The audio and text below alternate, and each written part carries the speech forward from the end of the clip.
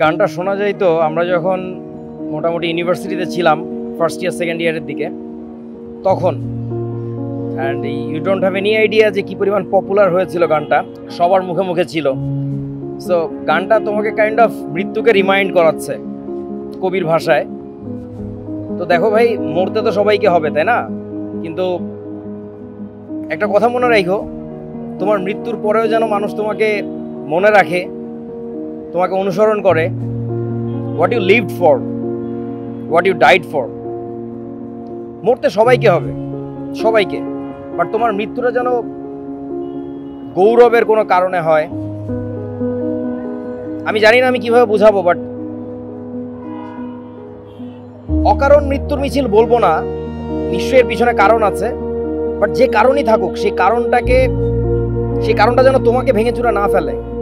Just live. তুমি সেই লোকটা হও যে ওই কারণগুলোকে দুমড়ে মুচড়ে ভেঙে ফেলতে পারে। ট্রাস্ট মি, মারা যাইতে তো হয়তো আমার নিজেরও অনেকবার ইচ্ছা করছে, but no, I will not die like that. আমার মৃত্যুর যে বাসনা আছে, যে বিপ্লবী বাসনা, সেই বাসনা পূরণ করে মারা যাইতে হবে। আবারও বলছি, people should remember what you lived for and what you died for. এই দাঁড়াও, আরেকটা কথা মনে করে দিই। তুমি কি বিশ্বাস করো না যে আল্লাহ মহা ন্যায় বিচারক? তিনি যেন তেন ন্যায় বিচারক নন, মহা ন্যায় বিচারক।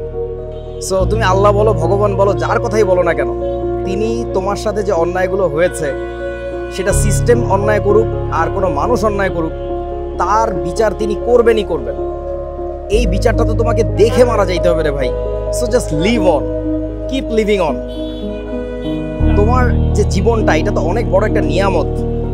কোনো মেশিনের যেমন এক্সট্রা কোনো পার্ট থাকে না, এই বিশ্ব ব্রহ্মাণ্ড যে মেশিনটা, যে যন্ত্রটা, এই যন্ত্রেরও তো কোনো এক্সট্রা পার্ট তুমি ছিলে না, তুমিও একটা অপরিহার্য গুরুত্বপূর্ণ অংশ ছিলে।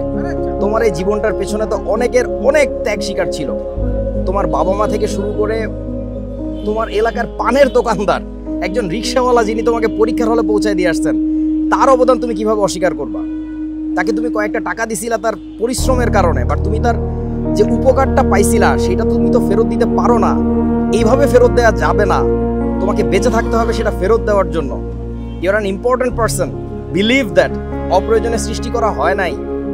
You are a very essential part for this world to run properly. So live on, just live on. এভাবে হতাশ হওয়া যাবে না। তোমাদের জন্য একটা গান নিয়ে আসবো রাতের বেলা, দেখি, চেষ্টা করবো। আল্লাহ হাফেজ।